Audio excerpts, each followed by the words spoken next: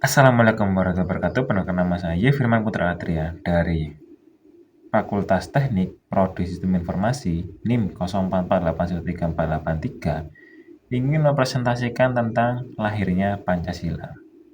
Dalam video ini, saya ingin mengajak kita semua merenungkan kembali perjalanan besar bangsa kita, yaitu proses lahirnya Pancasila, dasar negara menjadi pedoman hidup seluruh rakyat Indonesia. Pancasila bukan sekadar 5 sila yang kita hafal di sekolah ataupun di kampus, tapi merupakan hasil dari perjuangan, perdebatan, dan semangat persatuan para pendiri bangsa di masa menjelang kemerdekaan. Semua berawal dari sidang pertama BPUPKI, Badan Penyelidik Usaha Persiapan Kemerdekaan Indonesia, yang berlangsung pada 29 Mei hingga 1 Juni 1945. Dalam sidang itu, para tokoh bangsa membahas dasar negara yang akan digunakan oleh Indonesia merdeka nanti. Beberapa tokoh mengusulkan dasar negara yang berbeda, tapi pada akhirnya Ir Soekarno dalam pidatonya tanggal 1 Juni 1945 memperkenalkan 5 prinsip dasar yang kemudian dikenal sebagai Pancasila. Setelah itu dibentuklah Panitia 9 yang beranggotakan tokoh-tokoh penting seperti Soekarno, Bung Hatta, Muhammad Jamin, dan KH Wahid Hasyim untuk merumuskan naskah kompromi yang dikenal sebagai Piagam Jakarta pada tanggal 22 Juni 1945. Dokumen ini menjadi tonggak penting karena mencerminkan semangat kompromi, toleransi, dan persatuan nasional yang menjadi ciri khas bangsa Indonesia. Dari proses lahirnya Pancasila ini, kita dapat melihat begitu banyak nilai luhur yang menjadi cerminan karakter bangsa Indonesia. Yaitu, pertama, nilai persatuan dan kesatuan. Meskipun para pendiri memiliki perbedaan latar belakang, keyakinan, dan pandangan politik, mereka mau menyatukan tekad untuk mencari dasar negara yang bisa diterima oleh semua golongan. Yang kedua adalah nilai musyawarah dan toleransi. Mereka tidak memaksakan pendapat pribadi, tetapi berusaha mencapai mufakat dengan semangat kebersamaan dan tenggang rasa.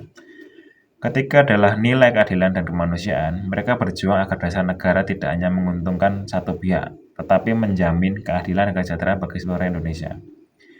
Nilai-nilai inilah yang kemudian menjadi roh Pancasila dan menjadi pedoman bagi kehidupan berbangsa hingga saat ini. Dari perjalanan sejarah ini, saya belajar bahwa Pancasila bukan hanya sekedar dasar hukum atau ideologi politik, melainkan jiwa dan karakter bangsa Indonesia. Para pendiri bangsa mengajarkan kepada kita bahwa perbedaan bukanlah ancaman, melainkan kekuatan untuk bersatu dan maju bersama. Bagi kita, generasi muda, di era digital ini nilai Pancasila tetap sangat relevan. Kita bisa menerapkannya dalam kehidupan sehari-hari, mulai dari menghormati perbedaan pendapat di media sosial, berbuat adil dalam pergaulan, hingga menumbuhkan semangat gotong royong di lingkungan sekitar. Kita juga bisa belajar banyak tentang Pancasila, karena Pancasila mengajarkan bahwa perbedaan bukanlah penghalang, tapi kekuatan. Di dalam dunia digital yang penuh perdebatan dan perpecahan, kita meneladani semangat para pendiri bangsa, berdialog, menghargai, dan menjaga persatuan.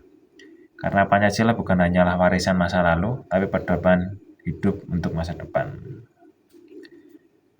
Dengan memahami dan mengamalkan nilai Pancasila, kita tidak hanya menjadi warga negara yang cerdas, tetapi juga menjadi generasi penerus yang berkarakter dan berintegritas tinggi.